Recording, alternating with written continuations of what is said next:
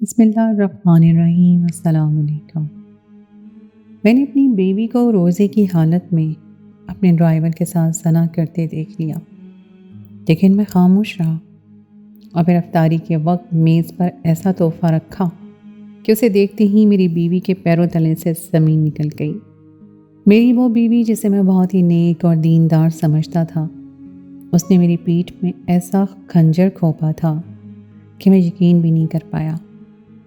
رمضان کا مبارک مہینہ اور میری بیوی اس مہینے میں اس قدر گھٹیا کام کر سکتی تھی، یہ میں سوچ بھی نہیں سکتا تھا۔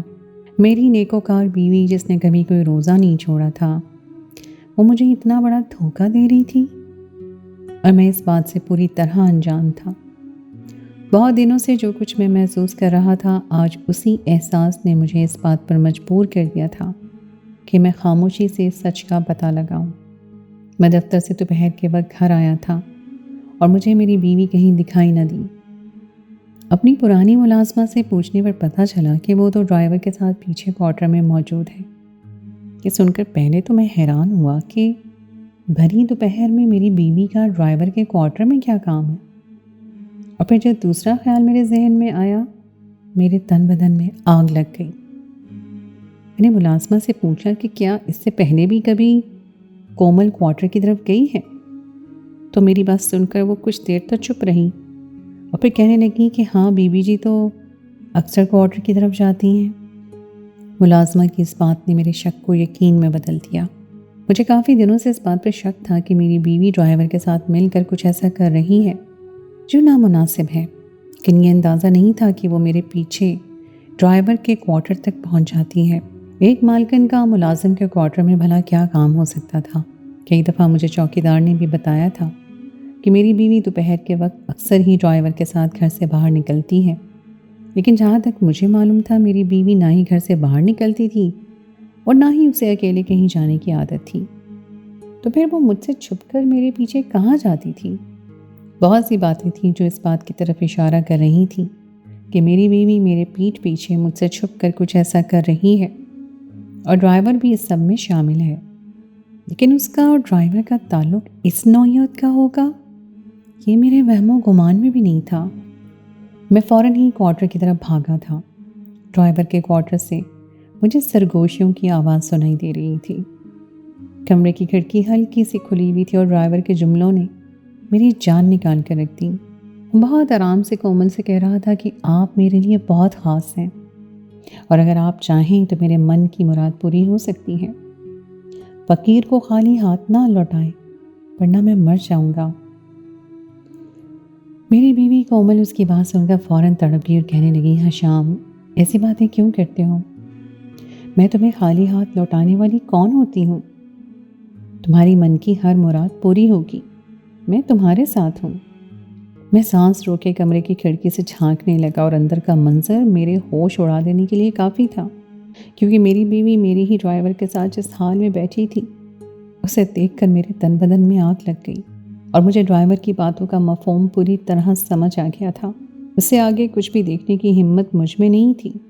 میرے جسم سے پسینہ پانی کی طرح پھوٹ رہا تھا اور سانس لینے میں بھی بہت مشکل ہو رہی تھی۔ جو کچھ میں نے دیکھا تھا اسے برداشت کرنا میرے لیے ممکن نہیں تھا۔ کومل کے ساتھ گزارنا ایک ایک پل میری آنکھوں کے سامنے گھوم رہا تھا۔ پتہ نہیں وہ کب سے اس طرح مجھے دھوکہ دے رہی تھی اور میں اس کی وفاداری اور دینداری کے گن گاتا رہا تھا۔ میں کومل سے اس قدر محبت کرتا تھا کہ میں نے کبھی اس کی کوئی برائی دیکھنے کی کوشش ہی نہیں کی تھی۔ شاید محبت کے اسی اندھے پن نے آج مجھے اس موڑ پر لا کر کھڑا کر دیا تھا کہ میری آنکھیں سچ دیکھ کر دھندلا گئی تھی۔ میں جس طرح وہاں تک پہنچا تھا اسی طرح واپس پلٹ گیا اور اپنی لینڈ کروزر میں بیٹھ کر اپنے 1000 گز کے شاندار سے بنگلے سے باہر نکل آیا۔ آج یہ بڑی سی گاڑی اور بنگلہ میرے لیے بے معنی ہو گیا تھا، کیونکہ میری بیوی نے جو کچھ میرے ساتھ کر دیا تھا اس کے بعد یہ سب میرے کام کا نہیں تھا۔ میری عزت پر ایسا داغ لگا تھا کہ یہ دولت بھی اس داغ کو نہیں مٹا سکتی تھی۔ میرا بھروسہ چکنا چور ہو گیا تھا جو میں اپنی بیوی پر کرتا تھا۔ کومل وہ عورت تھی جس پر میں آنکھیں بند کر کے اعتبار کرتا تھا، اور آج جب یہ اعتبار ٹوٹا تو پیچھے کچھ باقی ہی نہ بچا۔ میں نے سوچ لیا تھا کہ میں اس بے وفائی پر اپنی بیوی کو ایک خوبصورت تحفہ دوں گا، اور وہ تحفہ ایسا ہوگا جو میری بیوی کبھی بھول نہیں پائے گی۔ میں دوپہر کا گھر سے نکلا، افطار کے وقت گھر لوٹا تو میں نے افطار کی ٹیبل پر وہ تحفہ اپنی بیوی کو پیش کر دیا۔ میری بیوی سر پر دوپٹہ سجائے، ہاتھ پھیلائے اس طرح دعا مانگ رہی تھی جیسے وہ کوئی بہت ہی نیکوکار عورت ہو، اور جیسے ہی میری بیوی کی نظر میرے دیے تحفے پر پڑی تو اسے دیکھ کر میری بیوی کے قدموں تلے سے زمین نکل گئی۔ میں نے اسے ایسا تحفہ دیا تھا جس کا وہ تصور بھی نہیں کر سکتی تھی، لیکن میری نظر میں وہ اسی تحفے کی مستحق تھی۔ میں نے مسکرا کر اسے کہا تھا کہ عید کی پیش کی مبارکباد قبول ہو، اور وہ پھٹی پھٹی نگاہوں سے مجھے دیکھ رہی تھی۔ اس کے چہرے کا حال ایسا تھا جیسے کسی نے اس کی روح کھینچ لی ہو۔ میرا نام کمال ہے اور میں ایک متوسط گھرانے سے تعلق رکھتا تھا، اور پھر میری زندگی میں کومل آئی۔ میری اور کومل کی ارینج میرج تھی، لیکن شادی کے کچھ ہی دنوں میں کومل نے اپنی خدمت اور خوش مزاجی سے میرا دل جیت لیا۔ اس کے لہجے میں اس قدر مٹھاس تھی کہ سننے والا مبہوت ہو کر اسے سنتا رہ جاتا۔ وہ بہت ہی سلیقہ مند اور سگڑ تھی، لیکن مجھے یہ علم نہیں تھا کہ وہ یہ سب محض مجبوری میں کر رہی ہے، اور جس دن اس کی یہ مجبوری ختم ہوگی وہ مجھے اپنا اصل روپ دکھائے گی۔ میں تو یہ سمجھا بیٹھا تھا کہ اسے مجھ سے محبت ہو گئی ہے۔ میری اور کومل کی عمروں میں بہت زیادہ فرق تھا۔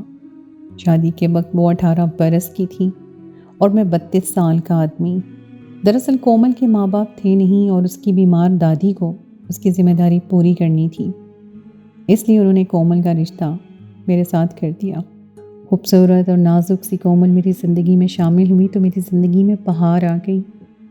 جب سے میری اور اس کی شادی ہوئی تھی میں نے اسے کبھی کسی نماز کو قضا کرتے نہیں دیکھا تھا۔ میرے سامنے وہ نہ صرف پابندی سے نماز پڑھتی بلکہ سارے ذکر و اذکار بھی کرتی۔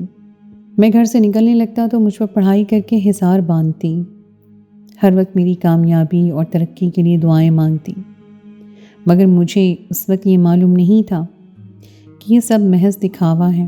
کومل کی میری زندگی میں شامل ہونے کے بعد سے بہت کچھ بہت تیزی سے بدلتا چلا گیا۔ ہماری شادی کو تقریباً 3 سال ہونے والے تھے، اور ان 3 سالوں میں میں نے اپنی بیوی کو بہت ہی نیک پایا تھا۔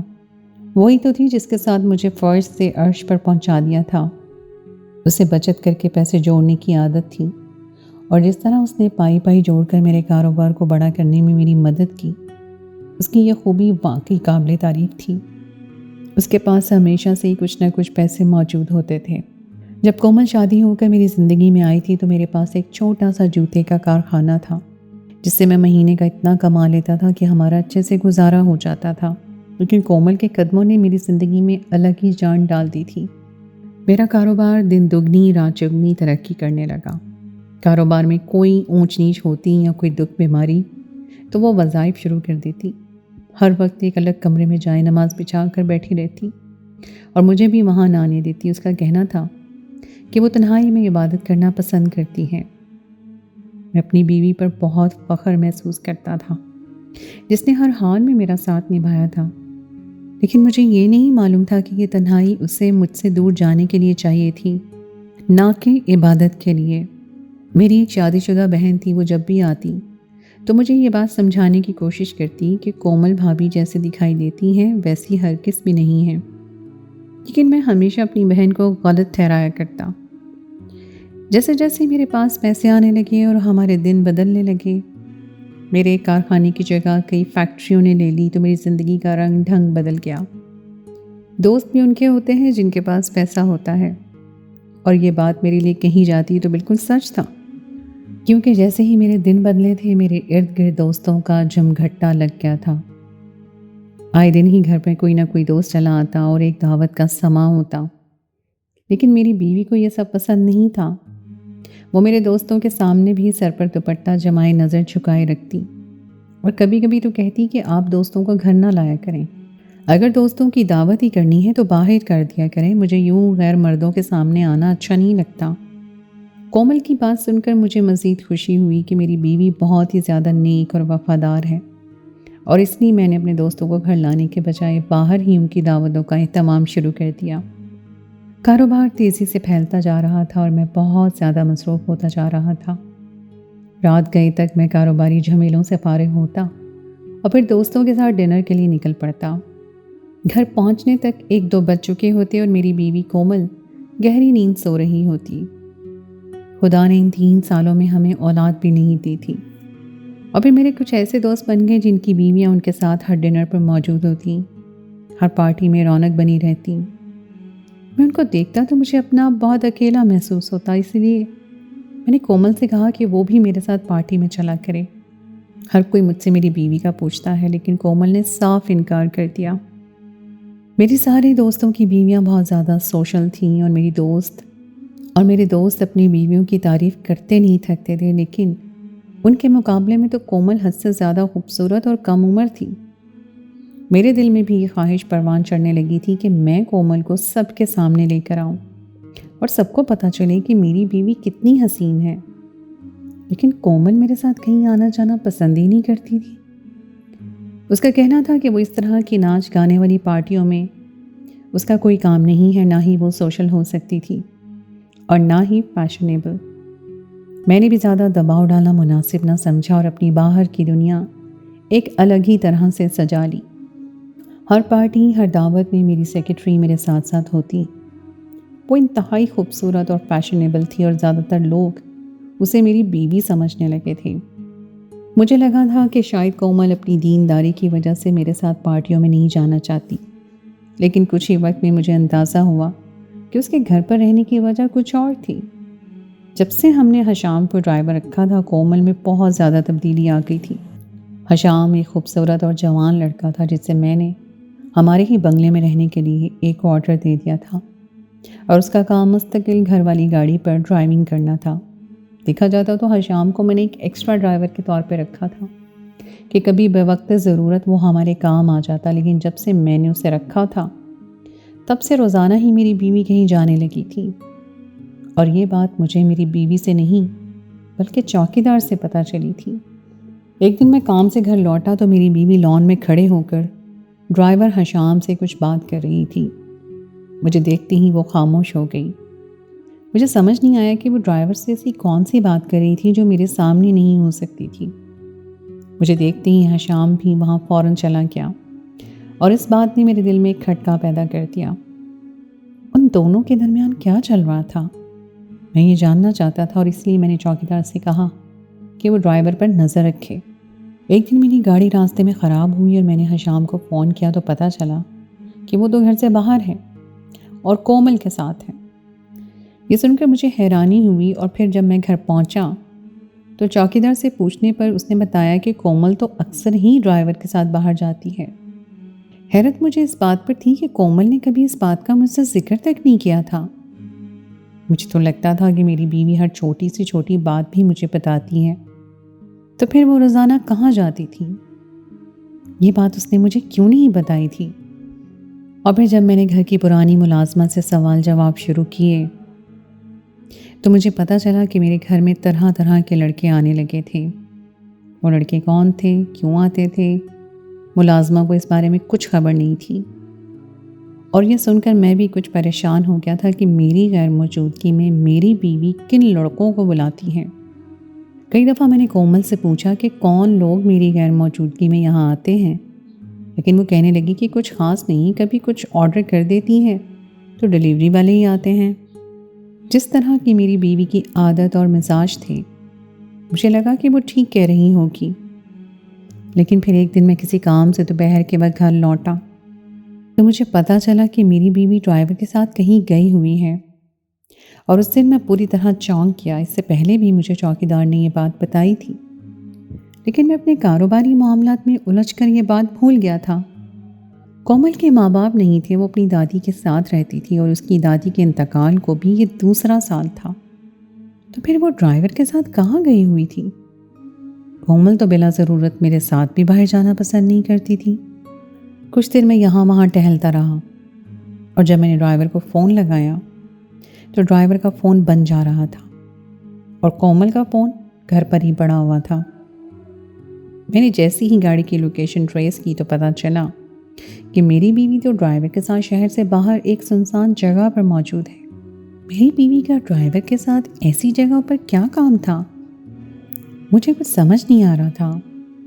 مجھے میٹنگ سے دیر ہو رہی تھی، اس لیے میں واپس دفتر کے لیے چلا گیا۔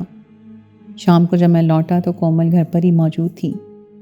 میں نے اسے احساس نہ ہونے دیا کہ میں دوپہر کو گھر آیا تھا۔ میں نے ملازم کو بھی منع کر دیا تھا کہ وہ کومل کو میرے آنے کے بارے میں کچھ نہ بتائیں۔ کومل نے میرے سامنے چائے رکھی تو میں نے اسے اپنے پاس بٹھا لیا اور پوچھا کہ وہ دن بھر کیا کرتی ہے۔ میں سیدھی طرح اس سے سوال پوچھ کر اسے یہ نہیں بتانا چاہتا تھا کہ میں اس پر شک کر رہا ہوں، اسی لیے میں نے بات کو گھما دیا۔ میری بات پر کومل مسکرائی اور کہنے لگی کہ وہ کہاں جا سکتی ہے، اس کا میرے سوا دنیا میں ہے ہی کون۔ وہ سارا دن گھر میں رہتی ہے اور نماز اور عبادتوں میں مشغول رہتی ہے۔ کومل کے جواب نے مجھے غصہ دلا دیا تھا۔ وہ میرے منہ پر مجھ سے جھوٹ کہہ رہی تھی۔ میرا دل چاہا تھا کہ میں اسی وقت اس کے منہ پر ایک زوردار تھپڑ لگاؤں اور اسے سچ پوچھوں، لیکن اگر وہ صاف مکر جاتی تو میں ہی جھوٹا پڑ جاتا، اور یہ سوچ کر میں نے خود سے سچائی کا پتہ لگانے کی کوشش کی۔ اگلے دن میری بہن ملنے کے لیے گھر آئی تو وہ کہنے لگی کہ آپ کومل بھابھی کو پہلے والی بھابھی نہیں سمجھیے گا۔ پہلے وہ خالی ہاتھ تھیں تو آپ کے ساتھ نبھا رہی تھیں، اب اس کے پاس پیسہ ہے تو وہ کیوں آپ کے ساتھ نبھائے گی؟ آپ نے اس کے ہاتھ کھلا پیسہ دے کر اچھا نہیں کیا۔ ایسا نہ ہو کہ وہ آپ کو ہی چھوڑ جائے۔ اپنی بہن کی باتیں سن کر میں مزید پریشان ہو گیا۔ واقعی کومل حسین تھی، جوان تھی، اسے تو کوئی بھی مل سکتا تھا، اور پھر حشام بھی ہر وقت اس کے ارد گرد ہی رہتا تھا۔ کہیں وہ حشام کے ساتھ تو… میرا دل تھک سے رہ گیا تھا۔ 2 دن بعد مجھے دوپہر کے وقت دفتر کے کاموں سے کچھ فرصت ملی تو میں خاموشی سے گھر لوٹ آیا۔ میں اپنے شک کو مٹانا چاہتا تھا کہ کہیں نہ کہیں مجھے امید تھی کہ میری بیوی مجھے دھوکہ نہیں دے سکتی، لیکن گھر آنے پر پتہ چلا کہ میری بیوی تو ڈرائیور کے کوارٹر میں موجود ہے۔ جیسے ہی میں کوارٹر کے پاس پہنچا تو میں نے اپنی بیوی کو ڈرائیور کے ساتھ دیکھ لیا۔ میں ایک غیرت مند مرد تھا اور یہ بات میری برداشت سے باہر تھی، اس لیے میں نے اپنی بیوی کو ایک تحفہ دینے کے بارے میں سوچا اور گھر سے نکل پڑا۔ افطاری کی ٹیبل پر جب میں نے اپنی بیوی کے آگے وہ تحفہ رکھا تو اس کے ہوش اڑ گئے۔ وہ ہکلاتے ہوئے پوچھنے لگی کہ یہ سب کیا ہے؟ میں نے مسکرا کر اسے بتایا کہ جو تم چاہتی تھی میں نے وہ کر دیا ہے۔ میں نہیں چاہتا تھا کہ تم اپنے منہ سے یہ بات کہو، اس لیے میں نے خود تمہاری من پسند چیز تمہیں تحفے میں دے دی ہے۔ کومل روتے ہوئے کہنے لگی کہ آپ کو کس نے کہا کہ مجھے آپ سے ایسا تحفہ چاہیے تھا؟ میں نے کومل سے کہا کہ پھر جو کچھ تم کر رہی تھیں اس کا کیا مطلب تھا؟ کومل برستی آنکھوں سے میری طرف دیکھتے ہوئے پوچھنے لگی کہ میں ایسا کیا کر رہی تھی کہ جس کی وجہ سے آپ نے مجھے یہ تحفہ دیا ہے؟ میں تلخی سے مسکرایا اور کہا کہ تمہارے چہرے سے یہ نیکی اور عبادت گزاری کا پردہ اٹھ چکا ہے اور میں نے تمہارا اصلی چہرہ دیکھ لیا ہے۔ ڈرائیور کے کوارٹر میں جا کر جس طرح تم اس کی من کی مراد پوری کر رہی تھی، اس کے بعد میری زندگی میں تمہاری کوئی جگہ نہیں۔ میرے الفاظ سن کر وہ ہکا بکا رہ گئی اور کہنے لگی آپ نے کیا دیکھا ہے اور کیا سنا ہے میں یہ نہیں جانتی، لیکن ہمیشہ آنکھوں سے دیکھا اور کانوں سنا سچ نہیں ہوتا۔ میرا نہ ہی ڈرائیور کے ساتھ کوئی تعلق ہے اور نہ ہی میں نے کوئی ایسا کام کیا ہے کہ جس کی وجہ سے آپ کو مجھے یہ تحفہ دینا پڑے۔ میں نے غصے میں کہا کہ پھر تم یہ بتاؤ کہ ڈرائیور کے ساتھ روزانہ دوپہر کہاں جاتی ہو؟ اتنی سنسان جگہ پر تمہارا ڈرائیور کے ساتھ کیا کام ہے اور تم نے یہ بات مجھ سے کیوں چھپائی ہے؟ صبح تم ڈرائیور کے کوارٹر میں کیا کرنے گئی تھی؟ میری بات سن کر کومل زاروں کے تار رونے لگی اور اس نے ایک ایسا سچ بتایا جس سے سن کر میری جان نکل گئی۔ اس نے بتایا کہ وہ ڈرائیور کے ساتھ جس سنسان جگہ جاتی ہیں وہاں ایک چھوٹا سا یتیم بچوں کا آشیانہ بنا ہوا ہے۔ شادی کے 3 سال بعد بھی وہ ماں نہیں بن سکی۔ اسے اس بات کا بہت دکھ تھا، اس لیے اس نے یتیم بچوں کی کفالت اپنے سر لے لی اور وہ روزانہ دوپہر وہاں جا کر ان بچوں کے ساتھ کچھ وقت گزارتی ہے اور ان کی ضروریات کا بھی خیال رکھتی ہے۔ اس نے یہ بات مجھے اس لیے نہیں بتائی کیونکہ اسے ڈر تھا کہ میں اسے وہاں جانے سے منع کر دوں گا، کیونکہ میں ہمیشہ سے اسے کہا کرتا تھا کہ بے اولاد ہونے کو اپنے سر پر سوار نہ کرو۔ وہ بتانے لگی کہ اس نے کچھ بے روزگار لڑکوں کو اس یتیم خانے میں کام کے لیے لگایا تھا اور وہی لڑکے اکثر یتیم خانے کے کسی نہ کسی کام یا ضرورت سے گھر پہ بھی آیا کرتے تھے۔ وہ ان یتیم بچوں کے ذریعے اپنی ممتا کی پیاس کو بجھا رہی تھی اور ساتھ ساتھ اسے عبادت کے طور پر بھی کر رہی تھی، کیونکہ یتیم بچوں کی کفالت کرنے والا بہت بڑا رتبہ حاصل کرتا ہے۔ اس کی باتوں نے مجھے حیران کر دیا تھا۔ مجھے بالکل اندازہ نہیں تھا کہ وہاں کوئی یتیم خانہ بھی بنا ہوا ہے۔ اس سے پوچھا کہ پھر وہ ڈرائیور کے کمرے میں کیا کر رہی تھی اور ان دونوں کے بیچ کیا چل رہا تھا۔ کومل نے مجھے بتایا کہ ڈرائیور کی بیوی حاملہ تھی اور اس کی کچھ مہینوں سے طبیعت بہت زیادہ خراب تھی، اور حشام اکثر اسی کو لے کے پریشان رہتا تھا اور میں اسے تسلی دیا کرتی تھی۔ جس روز کومل حشام کے کمرے میں گئی تھی، اس روز حشام کی بیوی کا گاؤں میں آپریشن ہونے والا تھا اور وہ بہت زیادہ پریشان تھا۔ وہ چاہتا تھا کہ کومل اس کی بیوی اور ہونے والے بچے کے لیے دعا کرے، کیونکہ اس کا ماننا تھا کہ کومل کی کوئی دعا رد نہیں ہوتی، بلکہ اس کے منہ سے نکلی ہر دعا قبول ہو جاتی ہے۔ وہ کومل سے اس روز دعا کرنے کا ہی کہہ رہا تھا اور کومل کے قدموں میں بیٹھا ہوا تھا۔ اس کو کومل نے خاموش کروانے کی نیت سے کندھے پہ ہاتھ رکھا اور مجھے لگا کہ شاید وہ کومل سے اس کی قربت کی خواہش کر رہا ہے اور وہ کومل اس طرح کے لیے راضی ہے۔ میری آنکھوں نے جو کچھ دیکھا تھا وہ سب کچھ سچ ہوتے ہوئے بھی سچ نہیں تھا۔ حشام کومل کی بہت عزت کرتا تھا اور اس کی نظر میں وہ اللہ والی تھی، اور وہ کومل سے اپنی بیوی اور بچے کی حق میں ہی دعا کروانا چاہتا تھا۔ کومل یتیم خانے کے ہی کسی نہ کسی کام سے اکثر ڈرائیور کے کوارٹر کی طرف جایا کرتی تھی، اسی لیے ملازمہ نے مجھے غلط معلومات دیں اور چوکیدار بھی مجھے صحیح بات نہ بتا سکا۔ یہ جاننے کے بعد کہ کومل بے قصور ہے اور وہ واقعی ایک نیک اور سچے کام میں لگی ہوئی ہے، مجھے اپنی غلطی پر پچھتاوا ہو رہا تھا۔ میں اپنی شادی شدہ بہن کی باتوں میں آ گیا تھا۔ وہ جان بوجھ کر مجھے کومل کے خلاف کر رہی تھی تاکہ میں کومل کو گھر سے نکال دوں اور میری جائیداد بھی اس کے بچوں کو مل جائے۔ کومل کے سامنے طلاق کے دستاویزات پڑے تھے اور وہ روتے ہوئے انہیں دیکھ رہی تھی۔ میں نے ابھی ان کاغذات پر دستخط نہیں کیے تھے، اس لیے کومل کا سچ جانتے ہی میں نے ان کاغذات کو پھاڑ کر ہوا میں اڑا دیا تھا اور کومل سے معافی مانگ لی کہ میں نے غیروں کی باتوں میں آ کر اس پر شک کیا تھا۔ کومل نے مجھے دل سے معاف کر دیا تھا۔ وہ واقعی ایک نیک عورت تھی جس کی دعاؤں میں بڑی تاثیر تھی۔ حشام کی بیوی خطرے سے باہر نکل آئی تھی اور اس کی اولاد بھی صحت مند تھی۔ حشام اور اس کی بیوی کومل کے شکر گزار تھے کہ جس نے ان دونوں کی بہت زیادہ مدد کی تھی، اور میں اپنے آپ سے شرمندہ تھا جو اپنی بیوی کو نہیں پہچان سکا۔ تو دوستو، یہ تھی میری آج کی کہانی۔ اگر آپ کو آج کی کہانی پسند آئی ہے تو اس کو لائک ضرور کیجیے اور اپنے دوستوں کے ساتھ شیئر کیجیے، اور اگر آپ نے ابھی تک میرے چینل کو سبسکرائب نہیں کیا تو اس کو فوراً سبسکرائب کر لیجیے، ساتھ ہی لگے بیل کے بٹن کو بھی پریس کر دیں تاکہ آپ کو میری آئندہ آنے والی کہانی کا نوٹیفیکیشن بر وقت مل سکے۔ اگلی کہانی تک کے لیے مجھے دیجیے اجازت۔ خدائے پیمان۔